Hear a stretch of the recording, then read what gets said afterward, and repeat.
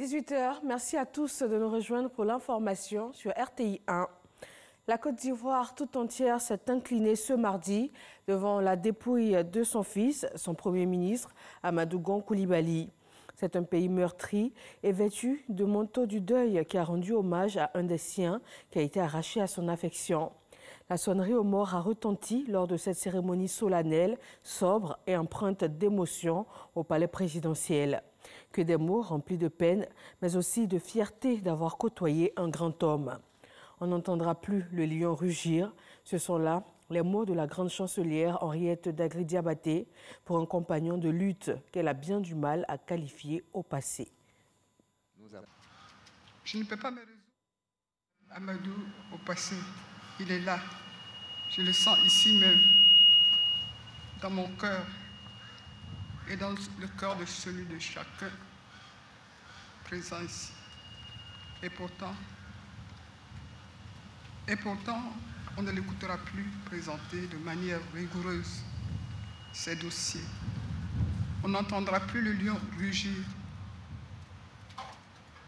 Le fils, l'époux, le frère, le père est désormais couché pour toujours, sans voix. Amadou Gon Coulibaly s'en est allé.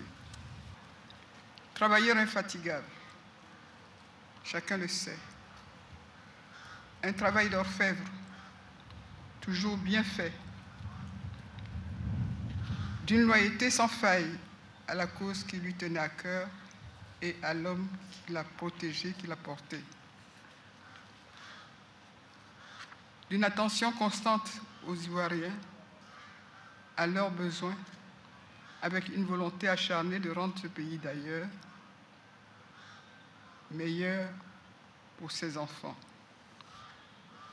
Et tout cela dans la discrétion et la modestie que tous nous admirons. Mesdames et messieurs, à quelques mois d'une échéance importante, l'unanimité que nous observons autour d'Amadou, cette unanimité n'est-elle pas un signe pour rappeler à nos compatriotes, à nos leaders politiques, de tous horizons, que la paix dans laquelle nous vivons doit être considérée comme un bien commun à préserver. Je saisis cette triste occasion pour dire, chers Ivoiriens, chers frères et sœurs, vous que vous soyez jeunes ou vieux, hommes ou femmes, du nord ou du sud, puisse la sagesse qui a permis aux ancêtres d'Amadou Gon Coulibaly, à l'époque de Almami Samori Touré, de faire l'économie d'un affrontement, nous inspirer tous. Aux jeunes de ce pays, je veux dire ceci. Souvenez-vous, c'est par les voies du travail et de la compétence qu'Amadou Gon Coulibaly est monté pas à pas jusqu'au sommet. Souvenez-vous qu'il est mort à la tâche pour que notre pays continue sa marche vers le progrès et la prospérité dans la paix et la stabilité. À présent, au nom du président de la République et de Madame Dominique Ouattara, au nom des présidents d'institutions, au nom de nos invités étrangers, du gouvernement, j'adresse nos condoléances à toute la famille Gon.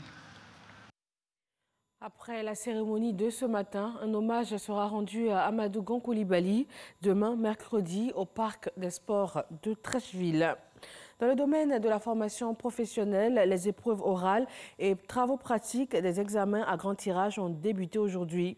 Plus de 17 000 candidats les affrontent pour cette session 2020 dans un contexte de crise sanitaire. Le secrétariat d'État chargé de l'enseignement technique et de la formation professionnelle a pris des mesures pour le respect des mesures barrières contre la maladie à coronavirus lors du déroulement de ces épreuves. L'actualité internationale en note l'ouverture aujourd'hui devant la Cour pénale internationale CPI du procès d'un présumé djihadiste malien.